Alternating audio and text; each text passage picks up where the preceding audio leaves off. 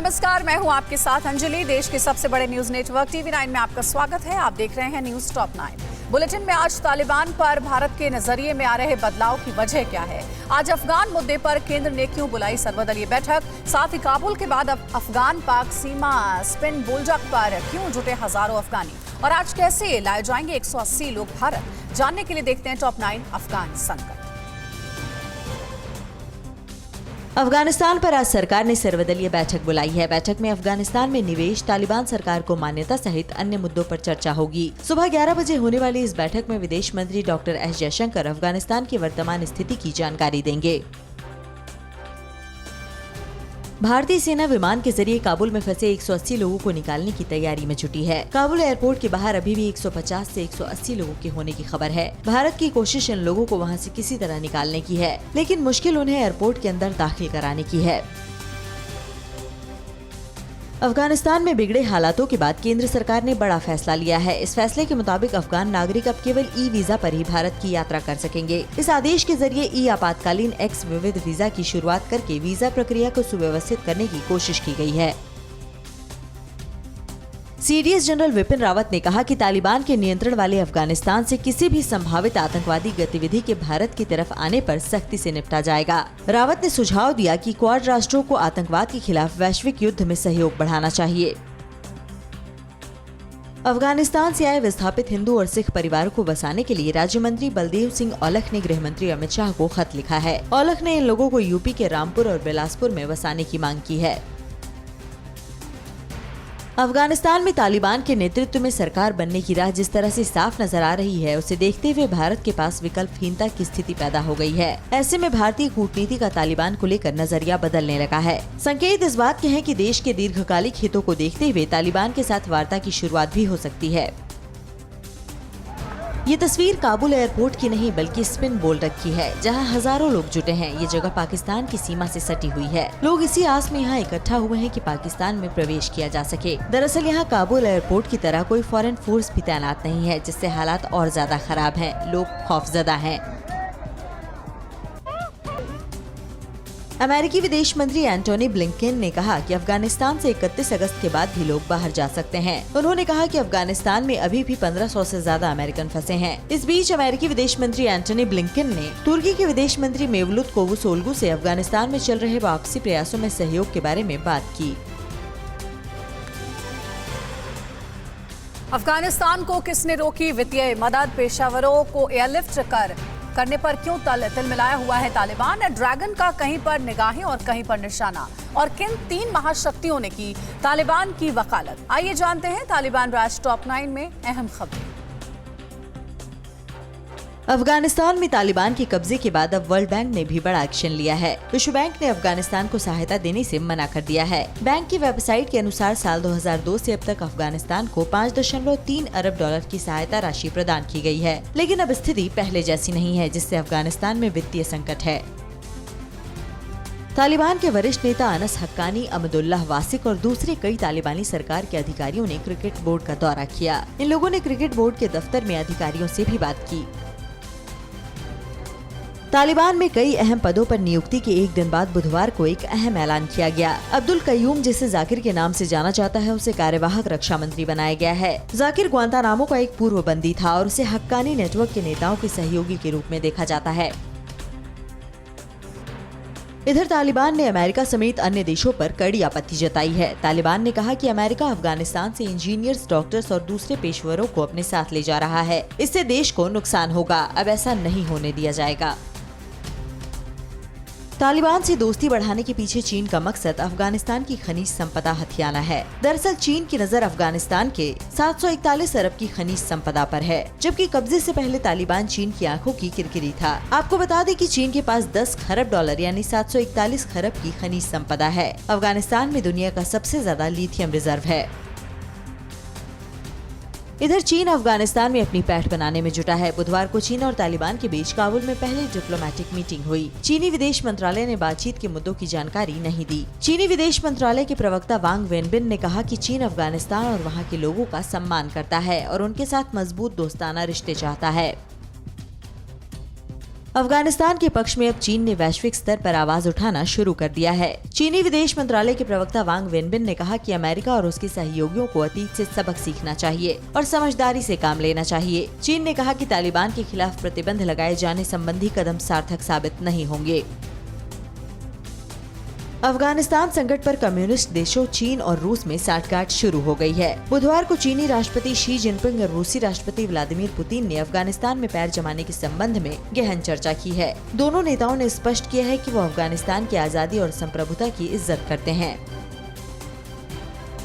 Germany की chancellor Angela Merkel ने तालिबान से बातचीत करने की वकालत की है। समाचार एजेंसी AFP के मुताबिक मर्केल ने कहा कि अफगान की सुरक्षा के लिए जरूरी है कि तालिबान के साथ बात की जाए। अफगानिस्तान पर तालिबान के कब्जे के बाद वहां की स्थिति काफी बदल चुकी है। तालिबान को अफगानिस्तान में ही किससे मिल रही है बड़ी चुनौती? पुतिन और इमरान में क्या पकी खिचड़ी और क्या पंजशीर में तालिबान ने टेक दिए घुटने? आइए देखते हैं top 9 battle of Afghan. Canada ने अफगानिस्तान से अब तक 2700 लोगों को एयरलिफ्ट किया है। इनमें पिछले 3 दिनों में 1500 लोगों का रेस्क्यू किया गया। ये जानकारी कनाडा के इमिग्रेशन मंत्री ने दी है। इस बीच कनाडा के प्रधानमंत्री जस्टिन ट्रूडो ने कहा कि अफगानिस्तान में तैनात उनकी सेना 31 अगस्त की समय सीमा खत्म होने के बाद भी वहां से कूच नहीं करेगी।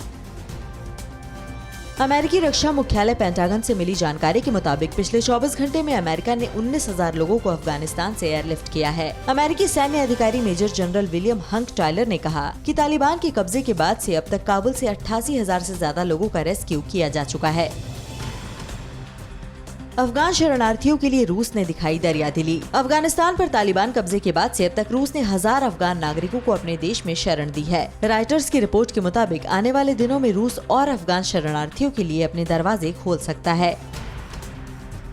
इस बीच तालिबान इस बात पर सहमत हो गया है कि 31 अगस्त के बाद भी वो अफगान नागरिकों को देश से बाहर जाने देगा। जर्मन उच्चायोग ने इस बात का दावा किया है कि तालिबान अमेरिकी सैनिकों के वापसी के बाद भी देश से बाहर जाने के इच्छुक अफगानी नागरिकों को नहीं रोकेगा। आपको बता दें कि 31 अगस्त अमेरिकी सैनिकों की वापसी की डेडलाइन है।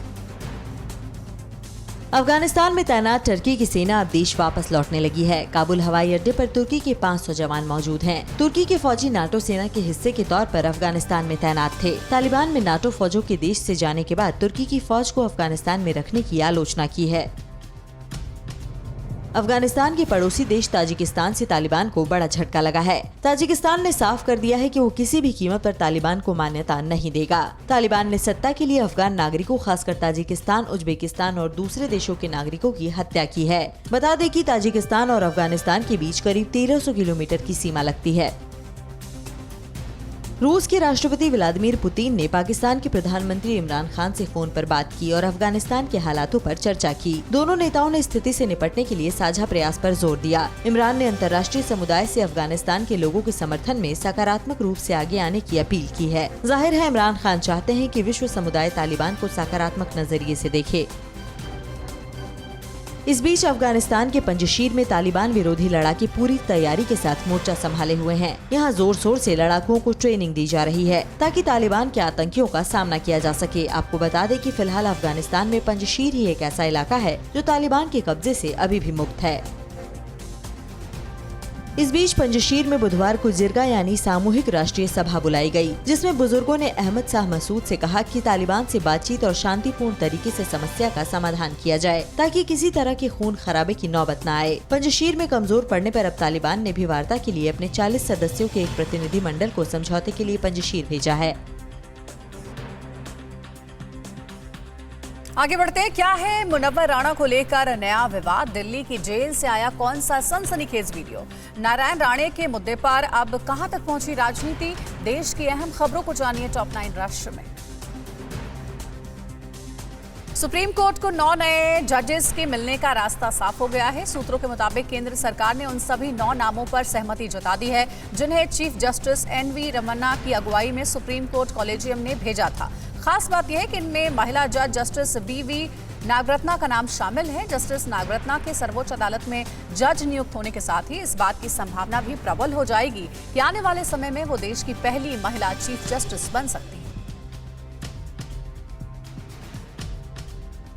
आज से मालाबार युद्धाभ्यास शुरू हो रहा है। यह 4 दिनों तक चलेगा। इसमें भारत, ऑस्ट्रेलिया, जापान और अमेरिका शामिल हो रहे हैं। युद्धाभ्यास के लिए चारों देशों की नौसेनाएं प्रशांत महासागर में पहुंच चुकी हैं। भारतीय नौसेना के 2 युद्धपोत गुआम स्थित अमेरिकी मिलिट्री बेस पहुंच चुके हैं। भारतीय नौसेना के अधिकारियों ने बताया कि भारतीय स्टेल्थ युद्धपोत INS शिवालिक और पनडुब्बी विध्वंसक INS कदमत पश्चिमी प्रशांत क्षेत्र में मौजूद है।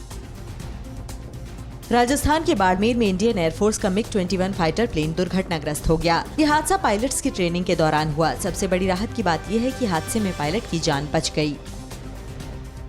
सरकार ने गन्ने का समर्थन मूल्य 5 रुपए से बढ़ाकर 290 रुपए प्रति क्विंटल कर दिया है। इससे 5 करोड़ से ज्यादा गन्ना किसानों और उनके आश्रितों को लाभ होगा। सरकार के इस फैसले पर प्रधानमंत्री मोदी ने ट्वीट करते हुए कहा कि देश के करोड़ों गन्ना किसानों के हित में आज सरकार ने एक महत्वपूर्ण निर्णय लिया है। गन्ने के उचित और लाभकारी मूल्य को बढ़ाकर 290 रुपए प्रति क्विंटल कर दिया गया है। इससे किसानों के साथ साथ चीनी मिलों से जुड़े श्रमिक भी लाभान्वित होंगे। विवाद हुआ, गिरफ्तारी हुई और बेल भी मिल गई, लेकिन नारायण राणे चुप रहने को तैयार नहीं है। राणे ने कहा कि जिसे देश का स्वतंत्रता दिवस नहीं मालूम है, मैंने उस पर बोला था। इन्होंने योगी पर गलत बोला था, अमित शाह के लिए अपशब्दों का इस्तेमाल किया था। राणे ने कहा कि मैंने तो इसीलिए बोला क्योंकि उन्होंने राष्ट्र के मामले में अज्ञानता दिखाई। मशहूर शायर मुनव्वर राणा के बेटे तबरेज राणा को पुलिस ने गिरफ्तार कर लिया है। तबरेज को पुलिस ने लखनऊ के लाल कुआं के एक मकान से गिरफ्तार किया। तबरेज पर चाचा को फंसाने के लिए खुद पर फायरिंग कराने का आरोप है। दरअसल बीते 28 जून को तबरेज के ऊपर फायरिंग हुई थी। तब उसने इशारों में अपने चाचा पर आरोप लगाया था, लेकिन जाँच में पता चला कि उसने खुद पर ही फायरिंग करवाई थी।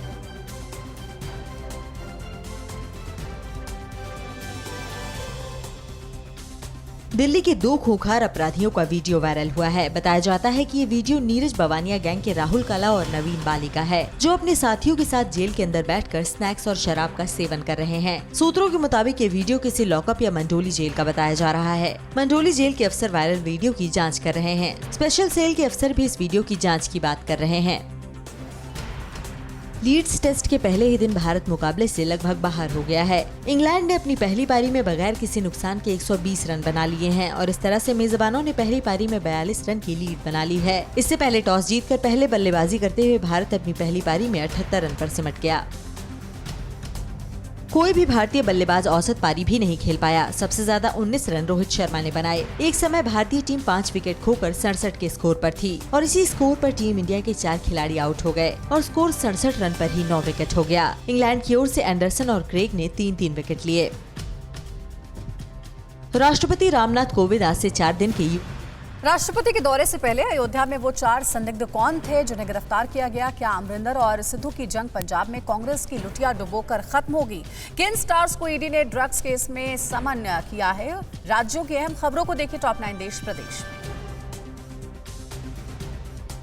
राष्ट्रपति रामनाथ कोविंद आज से 4 दिन के यूपी के दौरे पर हैं। राष्ट्रपति अयोध्या में रामलला की दर्शन करेंगे और वहां पूजा भी करेंगे। इस दौरान वे गोरखपुर भी जाएंगे। सबसे पहले सुबह 11:30 बजे राष्ट्रपति दिल्ली से लखनऊ पहुंचेंगे, जहां बाबा साहेब भीमराव अंबेडकर यूनिवर्सिटी के दीक्षांत समारोह में शामिल होंगे। राष्ट्रपति के दौरे से पहले अयोध्या में 4 संदिग्ध पकड़े गए हैं। पकड़े गए युवकों से ATS ने राम जन्मभूमि थाने में घंटों पूछताछ की है। ये युवक खुद को केरल की किसी यूनिवर्सिटी के प्रोफेसर बता रहे हैं। ये दिल्ली से अयोध्या कार से पहुंचे हैं। पूछताछ में इन्होंने कहा कि वे लखनऊ से लेक्चर देकर इलाहाबाद यूनिवर्सिटी में लेक्चर देने के लिए जा रहे थे। पकड़े गए युवकों के पास से किसी भी संदिग्ध चीज की बरामदगी से पुलिस ने इनकार किया है। अमरिंदर सिंह के खिलाफ बगावत और तेज हो गई है। कुछ विधायकों ने सोनिया गांधी से मिलने के लिए समय मांगा है। विधायक अमरिंदर सिंह को बदलने की मांग कर रहे हैं। इस बीच पंजाब कांग्रेस के प्रभारी हरीश रावत ने कहा कि पार्टी अगला चुनाव अमरिंदर के नेतृत्व में लड़ेगी। नवजोत सिंह सिद्धू को प्रदेश अध्यक्ष बनाया गया है और उन्हें अपने सलाहकारों को काबू में रखना होगा। पंजाब की सत्ता पर अरविंद केजरीवाल की नजर है। दिल्ली के मुख्यमंत्री आज एक दिन के दौरे पर पंजाब पहुंच रहे हैं। वो राज्य के पूर्व मंत्री और वरिष्ठ नेता जत्थेदार सेवा सिंह सेखवा से मुलाकात करने के लिए गुरदासपुर आ रहे हैं। सूत्रों के मुताबिक इस मुलाकात के बाद सेवा सिंह सेखवा आम आदमी पार्टी में शामिल हो सकते हैं। कुछ महीनों पहले ही सेवा सिंह ने शिरोमणि अकाली दल को छोड़ दिया था।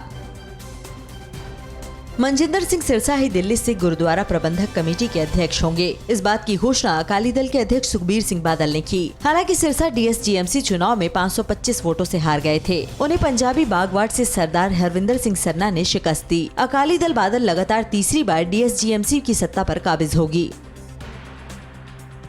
ईडी ने 12 फिल्मी कलाकारों और निर्देशकों को ड्रग्स केस में समन भेजा है। ये समन 4 साल पुराने मामले में भेजा गया है। जिन लोगों को समन भेजा गया है उनमें रकुलप्रीत सिंह भी शामिल हैं। रकुलप्रीत को 6 सितंबर को हाजिर होने के लिए कहा गया है। इस पूरे मामले में 11 चार्जशीट फाइल की गई है। कानपुर देहात में दबंगों के खौफ के कारण 25 परिवारों के 55 लोगों के पलायन की खबर है। ये लोग गांव के बाहर दूसरों के खेतों में छप्पर डालकर रहने को मजबूर हो गए हैं। आरोप है कि कुछ दबंगों की इनके मकानों पर नजर है और वे इनके घरों को कब्जाना चाहते हैं। इन्हें धमकी दी गई है कि ये अपने घरों में न जाएं। फरमान न मानने पर जान से मारने की धमकी भी दी जा रही है। पीड़ितों ने पुलिस में भी गुहार लगाई लेकिन कुछ नहीं हुआ। उत्तराखंड में पहाड़ों पर लगातार हो रही बारिश के कारण बरसाती नदी और नाले उफान पर हैं। हरिद्वार में आज सूखी नदी में आए पानी का रौद्र रूप देखने को मिला। उसमें पानीपत से आए एक यात्री नरेंद्र की कार बह गई। पानी के तेज बहाव के चलते कार धीरे धीरे बहकर गंगा में समा गई और गंगा में बहती हुई हर की पौड़ी के निकट वीआईपी घाट के पास जाकर रुकी। राहत की बात ये रही कि जिस समय ये हादसा हुआ उस समय कार में कोई सवार नहीं था। सुप्रीम कोर्ट के बाहर खुद को आग लगाने वाली उत्तर प्रदेश की युवती के मौत के साथ ही मामले ने तूल पकड़ लिया है। सुप्रीम कोर्ट के वकील अलख आलोक श्रीवास्तव ने मुख्य न्यायाधीश को पत्र लिखा है, जिसमें चीफ जस्टिस से मामले में स्वतः संज्ञान लेने और सीबीआई जांच कराने की मांग की गई है। पत्र में कहा गया है कि युवती ने आत्महत्या से पहले फेसबुक पर बीएसपी सांसद अतुल राय पर आरोप लगाए थे। क्या केरल में आ गई कोरोना की भीषण लहर? किस राज्य में बना एक दिन में वैक्सीनेशन का रिकॉर्ड? और दिल्ली में कब से खुलने वाले हैं स्कूल? कोरोना से जुड़ी खबरों के लिए देखिए टॉप 9 कोरोना से जानिए। देश में कोरोना के मामलों में तेजी से उछाल आया है। पिछले 24 घंटे में देश में कुल 46,265 नए मामले आए हैं। एक दिन में कोरोना से 605 लोगों की मौत हो गई, जबकि 34,242 मरीज रिकवर हुए। देश में एक्टिव केस की संख्या 3,27,000 से ज्यादा हो गई है। केरल में संक्रमण के केस बेतहाशा बढ़ रहे हैं। राज्य में पिछले 24 घंटे में 31,445 नए केस आए हैं, जबकि 215 लोगों की मौत हो गई है। संक्रमण के लिहाज से दूसरा सबसे ज्यादा प्रभावित राज्य महाराष्ट्र है, जहां 5,031 नए केस आए और 216 मरीजों की मौत हो गई। चिंता इस वजह से भी बढ़ गई है क्योंकि केरल में पॉजिटिविटी रेट 19 के पार चला गया है। कोरोना पर कई सटीक अनुमान लगा चुके कानपुर आईआईटी के वैज्ञानिक प्रोफेसर मणिंद्र अग्रवाल ने कहा कि महामारी की दूसरी लहर के मुकाबले तीसरी लहर का खतरा कम है। यही नहीं, इसका बच्चों पर भी कुछ खास असर नहीं पड़ेगा। प्रोफेसर अग्रवाल ने कहा कि बच्चे संक्रमित होंगे भी तो उसका इस पर ज्यादा असर नहीं दिखेगा, क्योंकि अलग अलग सीरो सर्वे में बड़ी संख्या में बच्चों के संक्रमित होने की पुष्टि होती रही है, लेकिन वैसे ज्यादातर बच्चे बिना किसी लक्षण के इससे उबर भी गए। कोरोना की तीसरी लहर सितंबर में आ सकती है। ये बात राष्ट्रीय आपदा प्रबंधन संस्थान के स्टडी में सामने आई है। इस रिपोर्ट में अनुमान लगाया गया है कि अगर वैक्सीनेशन की रफ्तार शुरुआती दिनों की तरह धीमी रही तो सितंबर तक तीसरी लहर आ सकती है। हालांकि कुछ जानकारों का कहना है कि दूसरी लहर के मुकाबले तीसरी लहर में कोरोना के तकरीबन आधे मरीज ही सामने आएंगे। कोविड वैक्सीनेशन के मोर्चे पर देश ने एक बड़ा मुकाम हासिल कर लिया है। अब तक देश में 60 करोड़ से ज्यादा टीके लगाए जा चुके हैं। 60 करोड़ का ये मार्क देश में टीकाकरण की शुरुआत के 222वें दिन यानी कल 25 अगस्त को हासिल हुआ। इस दिन पूरे देश में 66 लाख से ज्यादा डोज लगाई गई। मध्य प्रदेश में बुधवार को टीकाकरण महाअभियान 2 बेहद सफल रहा। राज्य में एक दिन में 23 लाख वैक्सीन लगाई गई, जो कि रिकॉर्ड है। इससे पहले 21 जून को हुए टीकाकरण महाअभियान 1 में प्रदेश में 18 लाख से ज्यादा वैक्सीन लगाई गई थी। महाअभियान 2 के दूसरे दिन यानी आज वैक्सीन की दूसरी डोज पर फोकस किया जा रहा है। देश वैक्सीनेशन को एक उत्सव की तरह मना रहा है और सभी उम्र वर्ग के लोग इसमें बढ़ चढ़ कर हिस्सा ले रहे हैं। ऐसे ही लोगों में शामिल है उधमपुर की धोली देवी। इनकी उम्र 120 साल है और इन्होंने बुधवार को वैक्सीन की अपनी दूसरी डोज ली और प्रधानमंत्री को धन्यवाद दिया। मोदी साहब के नमस्ते।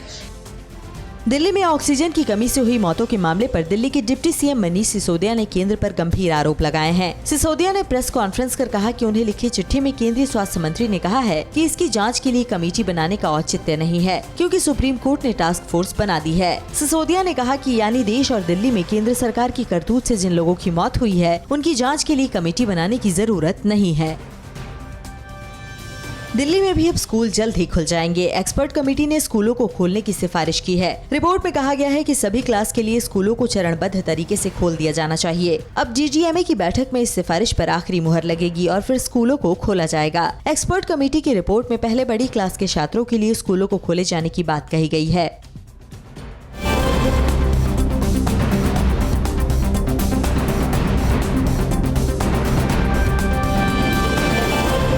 अड़ी सोमवार से शुक्रवार शाम 6 बजे सिर्फ TV9 भारतवर्ष पर।